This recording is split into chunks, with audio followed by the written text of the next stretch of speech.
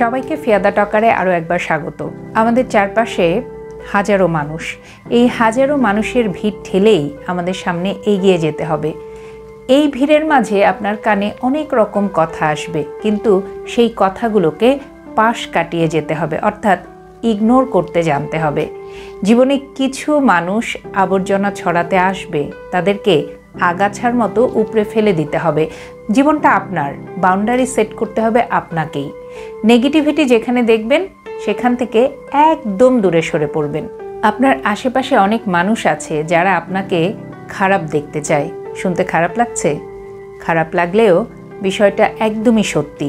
তারা আপনাকে হয়তো উপরে উপরে সহানুভূতি দেখাবে, কিন্তু আড়ালে বা তলে তলে তারা চাইবে কাটা ঘায়ে নুনের ছিটা দিতে। অর্থাৎ আমরা যদি একবারেই পরিষ্কারভাবে বিষয়টা বলতে চাই, তারা যখন সুযোগ পাবে তখন কাটা ঘায়ে নুনের ছিটাটা তারা দিয়ে দিবে। এ কারণে আপনি যেটা করবেন, অযথা তর্কে জড়াতে যাবেন না। কখনোই তাদেরকে বোঝাতে যাওয়ার কোনো প্রয়োজন নেই যে আপনার সামনে কেউ যদি এসে বলে আপনি কিছুই বোঝেন না, আপনি মূর্খ, বলুক, বলতে দেন। আপনি শুধু শুধু তাদের সাথে তর্কে জড়াতে যাবেন না। আপনি যখনই নিজেকে সেখান থেকে সরিয়ে নিতে পারবেন, তখনই আপনার জীবনের প্রতি আপনি ফোকাস করতে পারবেন। যে যা বলছে শুনে নেন, আপনি একটু হাসুন এবং নিজের সিদ্ধান্তে অটল থাকুন। কারণ সবাই এটা পারে না। যারা এই জায়গাগুলো থেকে বেরিয়ে আসতে পারে তারাই গেইনার হয়, তারাই এগিয়ে যেতে পারে। কারণ নিজের সিদ্ধান্ত নিজে নিতে পারতে হবে। যারা এই সিদ্ধান্ত নিজে নিতে পারে তারাই আসলে জীবনকে বোঝে, উপলব্ধি করে, জীবনকে চিনতে শিখে যায়। আপনি একটা কাজ করতে পারেন, যখন আপনাকে নিয়ে অন্যরা সমালোচনায় ব্যস্ত থাকবে, আপনি ঠিক সেই সময়টাতে আপনার নিজের ভালো লাগার কাজগুলোতে নিজেকে ডুবিয়ে রাখতে পারেন। আপনার যদি শখের কাজ হয় বাগান করা, আপনি বাগান করতে পারেন। আপনার যদি শখের কাজ হয় ছবি আঁকা, আপনি ছবি আঁকতে পারেন।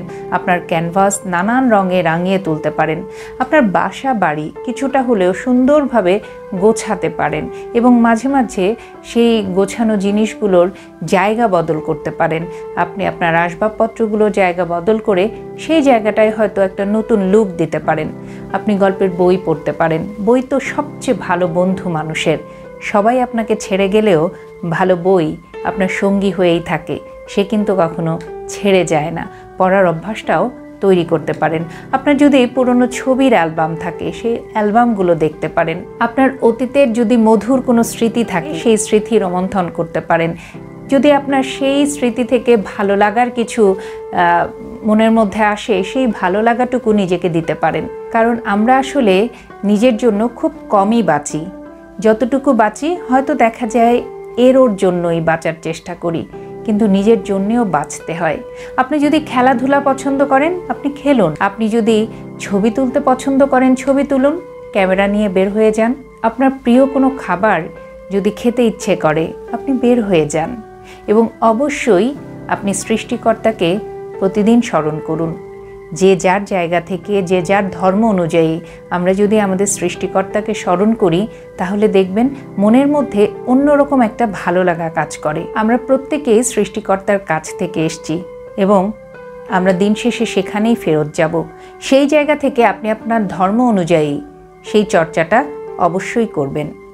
অর্থাৎ আপনি অন্যের কথায় রিয়্যাক্ট না করে, যা যা যে বলছে বলুক, আপনি কানে না নিয়ে আপনি যদি আপনার কাজে ফোকাস করেন, আপনি যদি আপনার নিজেকে জানেন, কারণ আপনি সবচেয়ে ভালো জানেন আপনি কি, আপনি কেমন। এটা কেউ জানুক আর না জানুক, কেউ বলুক আর না বলুক, আপনি তো জানেন। তাই আপনার কাছে সেই বিষয়গুলো যেন প্রধান হয়ে না দাঁড়ায়। অন্যরা যা বলছে, প্রধান হবে আপনার ভালো লাগা, আপনার পছন্দ, আপনার উপলব্ধি, সেটাই ফোকাসে রাখবেন। মোট কথা হচ্ছে, আপনি আপনার নিজের চারিদিকে একটা বাউন্ডারি সেট করে ফেলেন।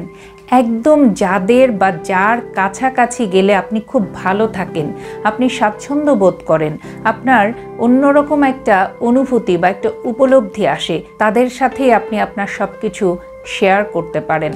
ঠিক তাদের কাছেই আপনি আপনার মনের কথা খুলে বলতে পারেন, আপনি আপনাকে এক্সপ্লেইন করতে পারেন, আপনি তাদের কাছেই নত হতে পারেন। কারণ তারা হয়তো আপনাকে কখনো খারাপ দেখতে চাইবে না, তারা আপনার কখনো খারাপ চাইবেও না। আর এছাড়া অন্য যারা আপনাকে নিয়ে কথা বলছে তারা তো আপনার ভালোই চায় না, তাহলে কেন আপনি তাদের কথায় মাথায় রাখবেন? একটা কথা সব সময় মনে রাখবেন, জীবনটা অনেক সুন্দর। আপনি যে জীবনটা বাঁচতে পারছেন সেটা হয়তো অনেকেই পায় না। তাই এই সুন্দর জীবনটায় আপনার চারপাশে যে আগাছাগুলো আছে, জঞ্জাল আছে, সেগুলোকে দূরে সরিয়ে দিন। অযথা সেগুলোকে নিয়েই সামনে এগিয়ে যাওয়ার চেষ্টা করবেন না। আপনি পারবেন না, ওগুলোর সাথে থাকলে আপনি পদে পদে হোঁচট খাবেন, আপনি মানসিকভাবে থেমে যাবেন। সব কিছু থেকে বেরিয়ে এসে সব কিছুতে রিয়্যাক্ট না করে, সবাইকে বোঝাতে না গিয়ে, সব কিছু বাদ দিয়ে নিজের প্রতি ফোকাস করতে হবে। নিজের বাউন্ডারি নিজেকেই তৈরি করতে হবে। ওই যে বললাম, দিন শেষে আপনি জানেন আপনি কি, আপনি কেমন, আর কারো না জানলেও চলবে। ভালো থাকবেন সবাই। আবারও নতুন কোনো বিষয় নিয়ে খুব দ্রুত ফিরে আসবো। চোখ রাখবেন ফিয়াদা টকারে।